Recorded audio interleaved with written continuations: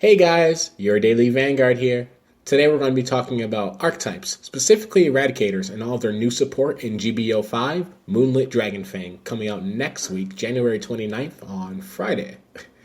Uh, so first off, we'll be talking about the Stride unit, True Eradicator Finish Blow Dragon, which is a Generation Break 2, meaning you can't use this ability until your second Stride, because you'll Stride first, Stride second, this card, and then you'll choose a face down card from your G zone and turn it face up.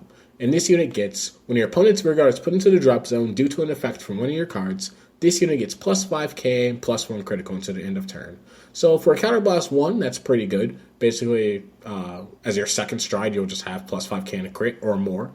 And if you have a heart card with Gauntlet Buster in its card name, your opponent chooses one of his or her rear guards and retires it. Basically, same thing as the original Gauntlet Buster, so the criticals will stack, which is actually really, really strong. Probably going to get perfect guarded, so I wouldn't put all my eggs in one basket using this card. But for a second Stride, I guess it's decent if you don't want to go into Conquest too early, and Zoros just doesn't seem like the best play. You can at least drop another perfect guard from your opponent's hand. So I like it.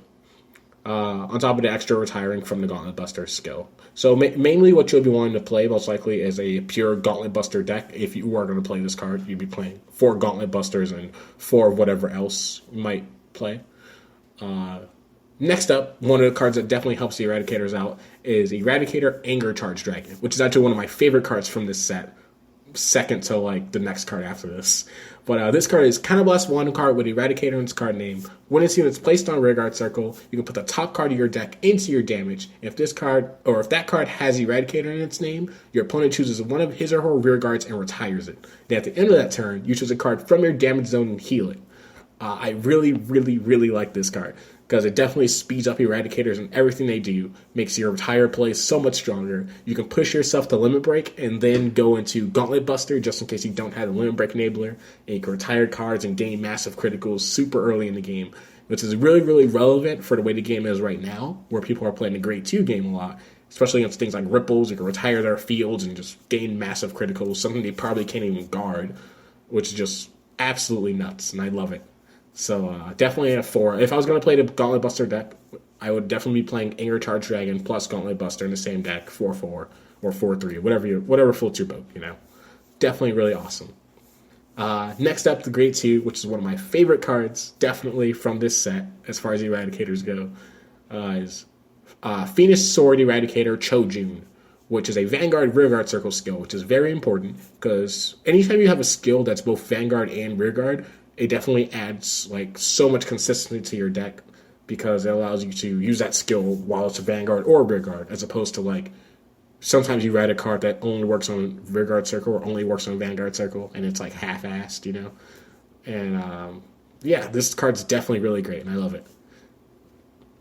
So Chojun's effect is Counterblast 1 card with Eradicator in its card name, and when its unit attack hits a Vanguard, you may pay the cost. If you do, your opponent chooses one of his or her rear guards and retires it. Once again, what I really like about this card is the added pressure that it gives you while it's on Vanguard Circle or Rearguard Circle. And the downside, though, is that your opponent chooses one of his rear guards, you don't choose, unlike Kagero, which would make this really good in Kagero if they made a card like this for the upcoming sets, or like a Grade 2 that like you would choose the card that your opponent retires and not them choosing.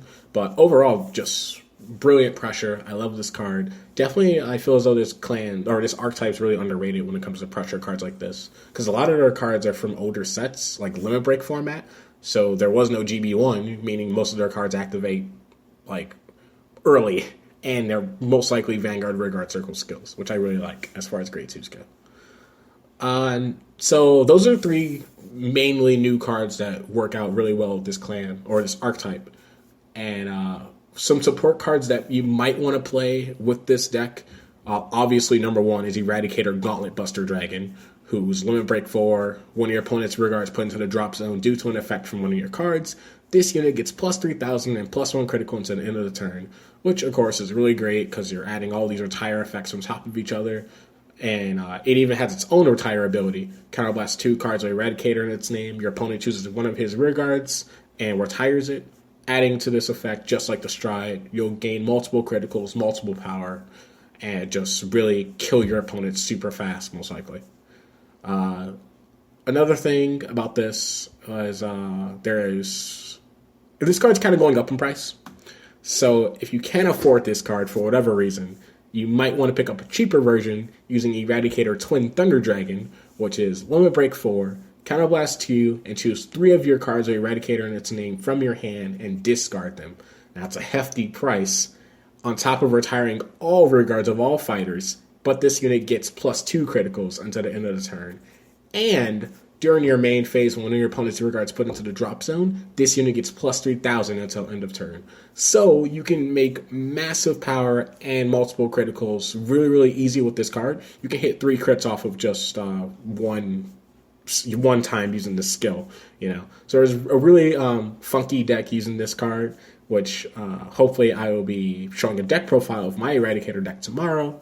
One using Gauntlet Buster Dragon, and a friend who made a deck using Twin Thunder Dragon, and I'll be showing off both of those decks tomorrow, hopefully. If not, at the very least, you'll get a Gauntlet Buster Dragon deck, so look forward to that tomorrow.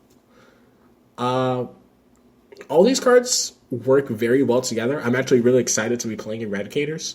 I was not a big fan of them before. I'm not really a big fan of Narukami in general, because I play Shadows, but for something that's really fast in this format, I feel as though Eradicators is definitely a good choice, especially for budget players. And there's also the Detonic Stinger Dragon, which can combo with the Twin Thunder Dragon or Gauntlet Buster, make it so your opponent can't guard at all, or guard with Great Ones or higher. You can do all types of crazy cheesing the opponent out with like OTKs and stuff like that. It sounds like a lot of fun. This has been Eradicators, so I hope you guys like that. Look forward tomorrow to a deck profile with Gauntlet Buster and Anger Charge Dragon on Eradicators. This has been your Daily Vanguard, guys. Like, comment, subscribe. Tell me what else you might want to see. More archetypes. If you guys enjoyed this, please tell me. I enjoy commentary or comments, feedback, things like that. Stay awesome, guys.